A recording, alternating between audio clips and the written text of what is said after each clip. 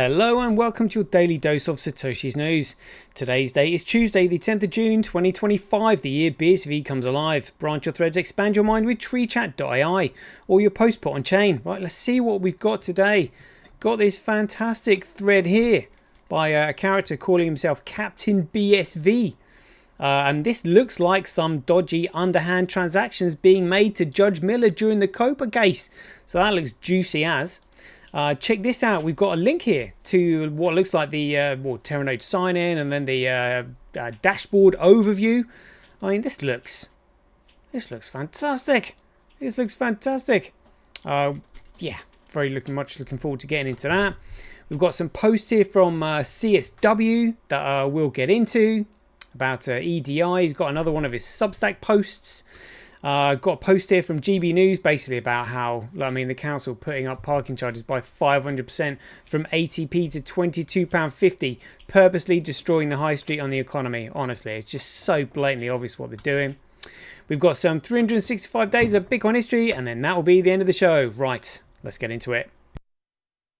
Satoshi, like a cowboy in the West, riding on the blockchain that they call the very best. 1 million strong and transactions flying free. Just wait for the Teranode, you'll surely see. Here we go. Right, let's just get straight on with it. Right, so this profile here, BSV or Captain BSV, currently just got 297 followers. Interesting profile pic. Check it out. Loving that. Wonder who this could be. Let's follow it. So he did actually tag me in one of his posts, and I'm the only one that seems to have done some digging on this and mentioned that I hadn't. I was just like, first time I'm hearing of this. I mean, this sounds amazing. So let's see what he says. He goes, 1. I did some digging into Centaura Incorporated. We already know Judge James Miller and James R. Mallow are connected family. Same first name and same surname, but what connects Centaura Incorporated to Copa that proves without a reasonable doubt they paid the bribe to the judge and labelled it as to a ransom payment. So it said a ransom payment is BlackRock and Vanguard both own shares of Coinbase. Yes, Coinbase are plaintiffs in the Satoshi trial, but what's wild is that BlackRock and Vanguard both also own shares in Centaura Incorporated. Remember that fishy corporation that got rich off the Satoshi trial. I didn't know anybody got rich off the Satoshi trial. I mean, what, the few millions that Craig had to pay over to him? 3, here's the kicker. BlackRock and Vanguard bribed the judge by purchasing, so that would be shares in the company, and Centaura Incorporated sent the bribe directly to the judge. They thought nobody would figure it the fuck out. Well, I did. 4, the trial was rigged from the beginning. Yeah, blatantly obvious. And the plaintiffs and the judge were fucking connected. Pardon my French, I'm just reading it here. Craig Stephen Wright is already Satoshi, or is really Satoshi. BSV is the real Bitcoin. BTC Cabal are effing fraudsters who bribed a judge just to discredit CSW. F them. 5, Vanguard owns approximately 11% of Centaura. BlackRock owns roughly 9%, depending on the exact date and filing. He said, Craig, you're welcome. 6, Coinbase BlackRock Vanguard Group is cooked. Yes, indirectly, both Vanguard and BlackRock have a connection with the plaintiff in the Copa versus Craig Wright Satoshi trial via their ownership stakes in Coinbase. Here's the chain of connection. Copa, Crypto Open Patent Alliance, is the plaintiff. Coinbase is a member of Copa. Vanguard have a 9 to 11%, and BlackRock 5.7 to 5.9% own significant stakes in Coinbase. So, while Vanguard and BlackRock are not members of Copa, they are major institutional shareholders in a company, Coinbase, that is a Copa member, which means they are financially exposed to benefit from Coinbase's actions, including those tied to Copa. 7, who is Centaura? We know now. I'm surprised how far Copa went to discredit the real Satoshi. They must be embarrassed that a small account like mine figured it out. They thought it was bluffing. Timeline breakdown. Centaura ransom payment. Centaura Incorporated was hit with a ransomware attack in February 2024. I think that was during the case. According to multiple reliable reports, they paid the ransom, $75 million in Grapecoin, around March 8th, 2024. Craig Wright declared not Satoshi. The UK High Court officially ruled that Craig Stephen Wright is not Satoshi Nakamoto on March 14th, 2024 in the Copa versus Wright trial. So yes, the ransom was paid 6 days before the ruling. Whoa. He's tagged a whale inside of there. He says 8. Main story here. All right. Oh. Should we just continue with this thread for a little bit? 8. Who profited off the rise in BTC during the Satoshi trial outcome?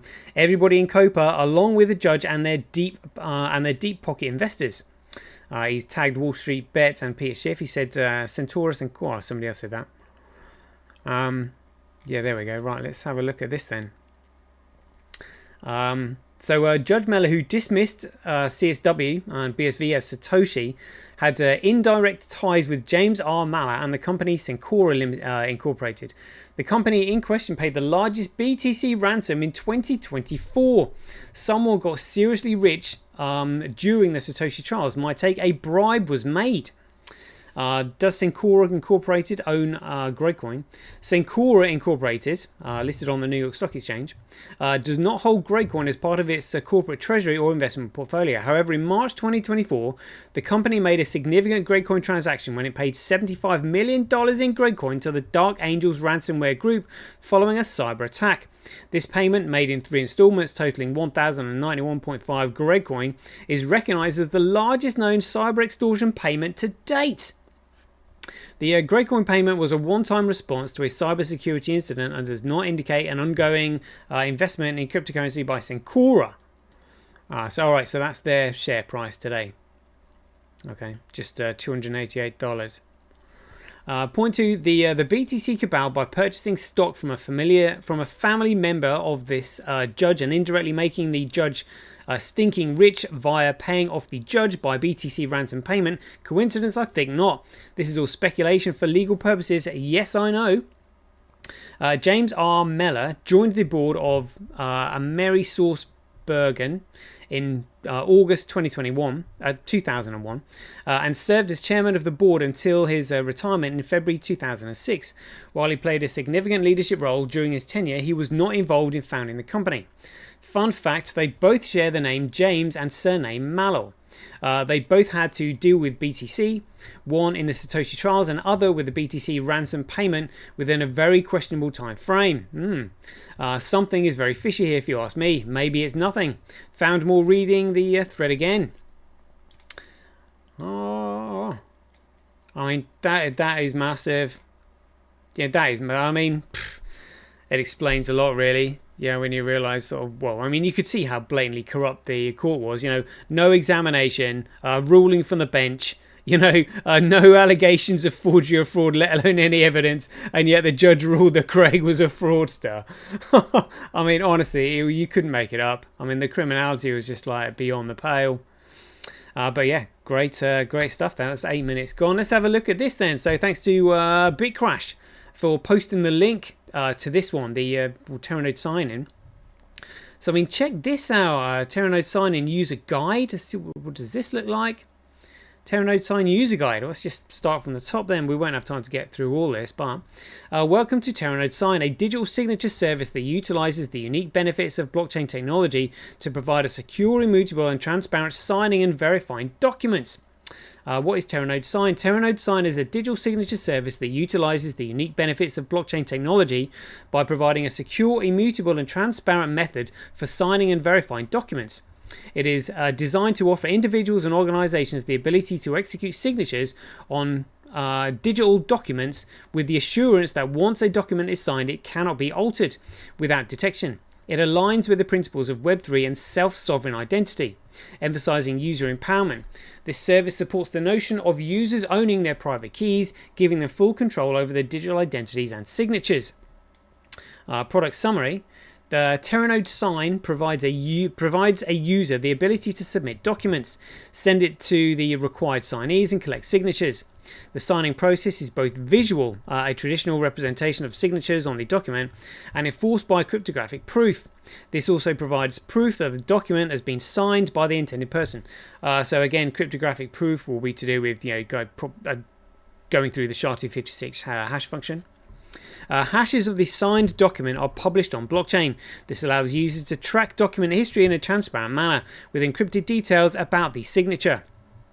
In a future release, Teranode sign will be integrated with our digital identity solution, enabling signees to link their signature to the necessary elements of their digital identity. This feature will be an additional reinforcement in the security of the digital signing process. Oh, this is epic. This is epic. What are digital signatures? That's the next one here. A digital signature is a cryptographic method to express agreement and validate the authenticity of a digital document.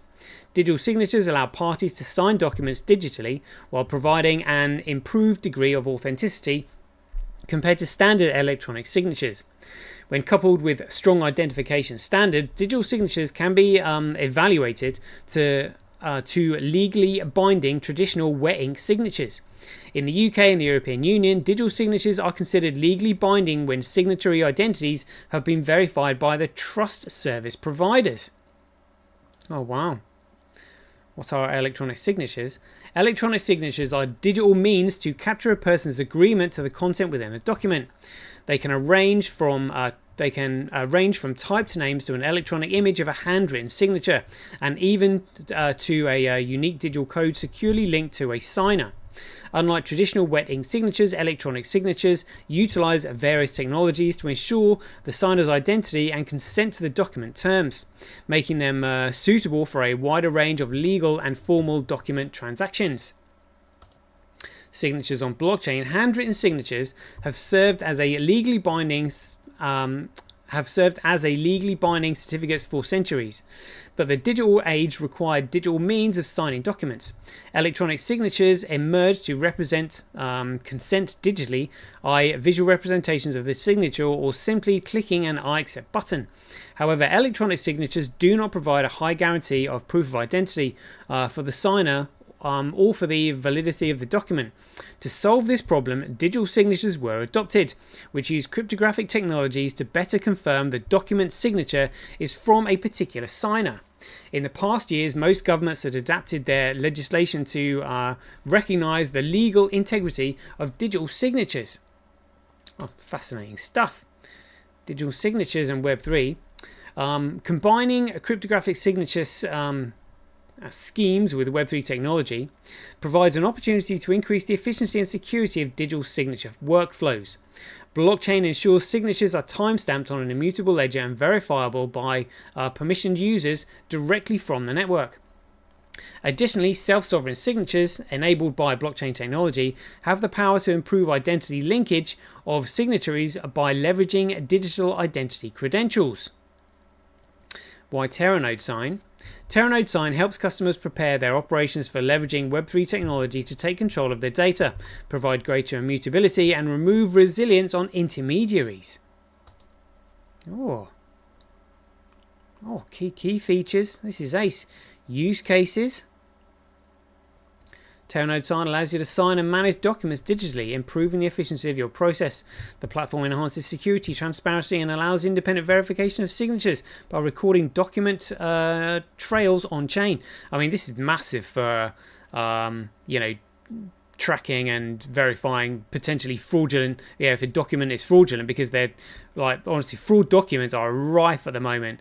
Literally, you've got councils sending what are meant to be court documents out claiming to be the court themselves when they're literally the council. Honestly, the criminality at the moment is literally people who are unaware of what's going on just wouldn't believe how ridiculous and in your face it is. Honestly, a lot of people are too scared to face the corruption because of the implications of what it means for everybody's future. They're trying to create war. They're trying to introduce communism. Where they have complete ownership and control over absolutely everything. You'll own nothing and be happy. That's what it's all about. How it works: getting started, creating a signature request, receipts and roles, signing an envelope, document verification tool, dashboard overview, dashboard, my envelopes, document verification, glossary, legal terms and conditions. Oh, this is great. This is great. Checking out the dashboard, Teranode Sign offers a dashboard that allows you to easily manage your income and incoming and outgoing digital signing transactions. Envelopes in one place. It provides at-a-glance view of the envelopes with documents that require your signature and those that have been sent for signing. You can also review the workflow status of an envelope and take any necessary follow-up action. You can access the dashboard from the dashboard tab in the left side navigation bar. What you can do: create a new envelope, which is upload documents, review and follow the envelope that require your signature, have been sent for signing. Envelope status overview. The dashboard displays an overview of the latest envelopes. Envelopes can be pending, signed, cancelled or voided. This is great. Audit trail. An audit trail appears below the document that displays a log of all activities of the document that includes the following: the creation date of the signature request, the email of the person that created the signature request, the date on which the document was signed, the email of the signer, the date of the signing confirmation, and email of the signer. Oh, that is massive. That is fantastic stuff. Super excited. I mean, it seems to me like, it seems to me like Teranode is built. Teranode is ready. Teranode is about to go open source. This is going to be massive. Absolutely massive. Right, inbox, signature, business agreement between Chemco, client authorized for discretionary asset management and acknowledgement, business agreement between Chemco. Board decisions 24th April 2024. Mutual agreement for envisioning a cooperate between HSBC and Chemco. And that was April 24th. If that's anything to go by. Oh wow, that is massive. That is massive. That gets me super excited. Super excited. It's coming together, people. It's coming. Right, let's move on to the man himself. Let's see what he posted here. So he said, in a world drowning in immutable records and programmable deceit, the ledger of truth rips open the myth of decentralized consensus and lays bare the one system built not on belief but on proof. This is not a manifesto. This tome? Is a forensic dissection of Bitcoin as it was designed, law-bound, economically enforced, and immutably final. No fluff, no ideology, just a machine that turns cost into truth and fraud into ruin. If you think you know what Bitcoin is, this book will tear that illusion apart and rebuild it byte by byte, line by line, block by uncompromising block. Oh, wow. Absolutely epic. Bitcoin as a law, ledger, and machine. Loving that. I mean, if ever we need something to combat the AI and all the corruption, it is one of those. A law, ledger, and machine. Amazing. So that's something that you have to subscribe to, unfortunately. But Craig is not a socialist, so and anything that is valued has to have a market price on it. Otherwise, it's worthless. So that's why he's probably charging for that. Bit of a shame, but anyway. So he also put here in another post, nobody cared about the internet in the 80s. I was there, I saw it. This thing crawling out of the shadows, raw, ugly, full of promise, no one could see. By the early 90s, I was running an ISP, Internet Service Provider, slinging connections to a world that didn't give a damn. It was like selling rain in a flood. Nobody understood it. Nobody thought they'd need it. And now you can't buy a coffee without the internet whispering in the background. That's what I want for Bitcoin, not the buzzword or the hype, not the get-rich-quick scams or the idiots pumping it to the moon. I want everything, every transaction, every deal, every handshake that crosses borders and oceans. I want the whole damn planet trading instantly without barriers, no middlemen, no borders, no one holding the leash. In 20 to 30 years, I want people to look back and say, how the hell did we live without it? I want Bitcoin to be the blood in the veins of commerce, the pulse of every market. Simple, seamless, everywhere. I don't care if they notice it. I care if they use it. Every second, everywhere. That's the goal. That's the fight. Anything less is a waste of time. Oof, that is massive. That is massive. That is massive, and we know what it means, and I can see it. I remember it took me a long time to get to the root core, or to get to the sort of fundamentals of Bitcoin. But when I got there, I was like, wow, this is amazing, amazing. And it's the only thing that's going to get us out of this tyranny that the cabal are trying to bring us, impose on us right now. This next article, which is followed by the Substack of it, he said, scripted supply, a Bitcoin-based architecture for EDI and on-chain commerce. Chapters 1 and 2 of the formal series are now live and available. These chapters lay the foundation for understanding Bitcoin not as a speculative asset or a programming curiosity, but as a deterministic, logically closed system for provable commercial automation. Chapter 3, titled The Architecture of On-Chain Commercial State, will be released on Friday 13th and will continue building the rigorous structure by formalizing transactions, UTXO semantics, DAG-based state history, and script-driven conditionally. And this is the link to that article. So here we go. Let's have a quick look.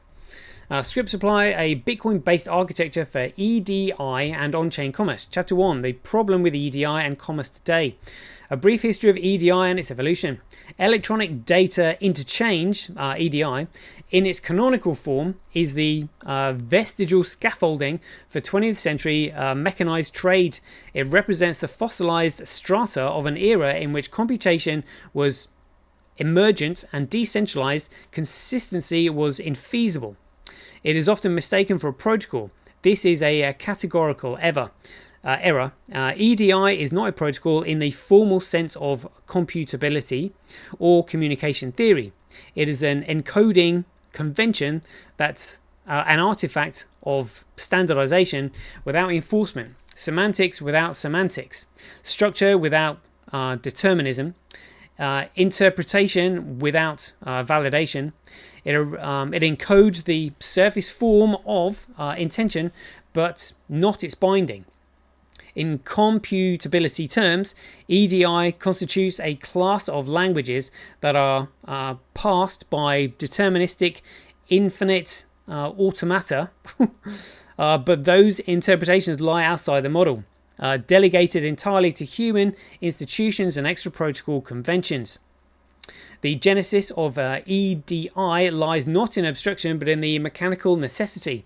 In the late 1960s and early 1970s, commercial entities such as transportation carriers, notably Southern Rail in the US, and automotive manufacturers, notably Ford and General Motors, began to digitize the interchange for commercial forms, purchase orders, invoicing, shipping manifests, not by encoding business logic, but by agreeing on fixed record formats. The earliest system employed fixed width fields and delimiter based ASC2, or is that ASCII, templates, operating on the assumption that if sender and receiver agree on the number of characters per line, then some mutual understanding could be achieved. This principle syntax as a stand-in for state persistent as EDI matured. Two principal standard families dominate the global EDI landscape. Not heard of these. ANSI X2 in North America and UN EDI FACT internationally under UN auspice. This standards define transaction sets, which are essentially deterministic schema definitions over structured strings. Okay, yeah, this is way over my head. Critically, the semantics of EDI are not validated by the machine. There's a all right. I need to know a little bit of algebra there. The VANs, value-added networks, merged in the 1980s.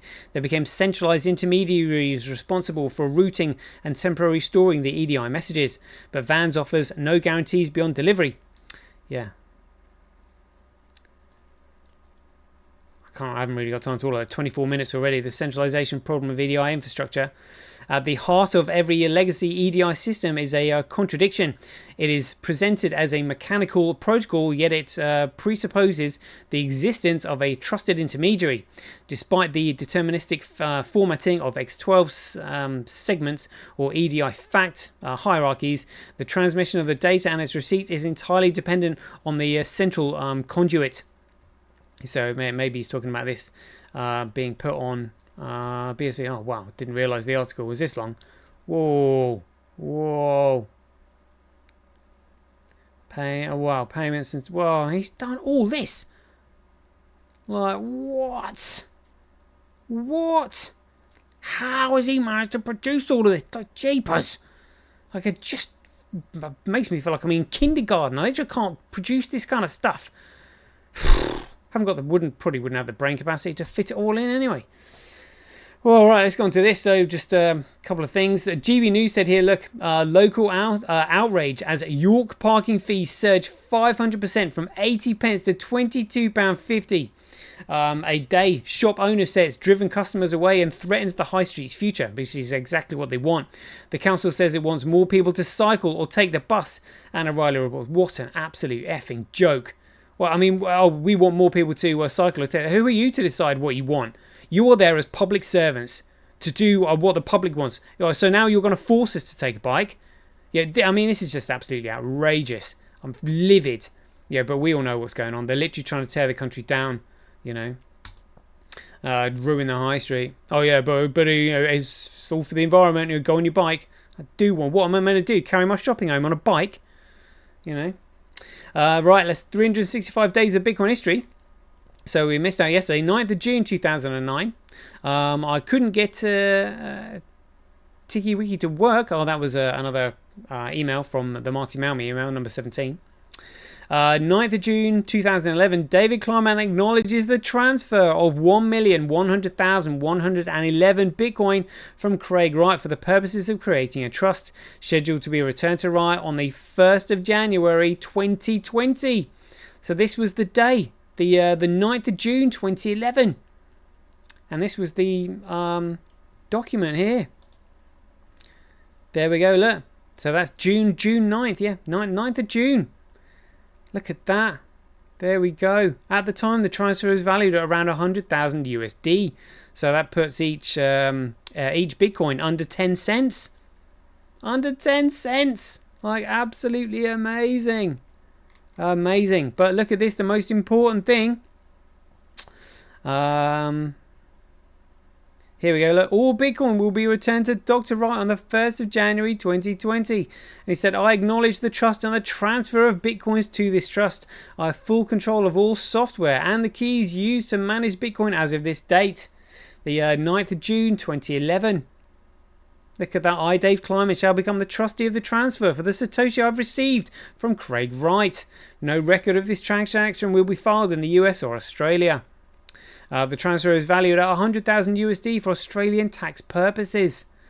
Oh wow, look, they've received 1,100,111 Bitcoin from Craig Wright to be returned to him on the 1st of January 2020. Shitcoiners, just eat your heart out. Right, or 9th of June 2022. Check this, is when I came up with this simple quote to describe Bitcoin and its network. So I mean, it took me till 2022 to actually figure this out. So I said, Bitcoin is the foundation layer for all future digital technologies, secured and underpinned by economic principles. I got a thumbs up from the man himself on that one. It's like, is this how you would describe Bitcoin? I'm getting it. I'm getting it. And that there is a fantastic. I mean, I was literally trying to sum Bitcoin up in one sentence, and that is literally it. The foundation layer of all future digital technologies, secured and underpinned by economic principles. I don't think anybody could describe Bitcoin better than that. I think CSW was probably impressed, but that's what it is. That's exactly what it is. Oh, beautiful.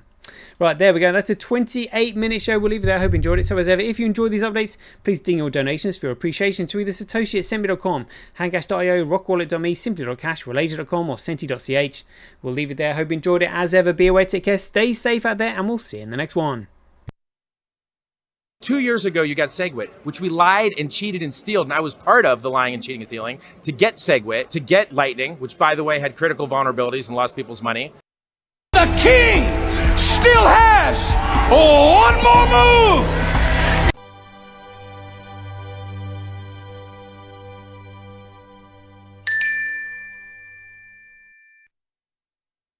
Remember, Bitcoin is BSV. Everything else is BS.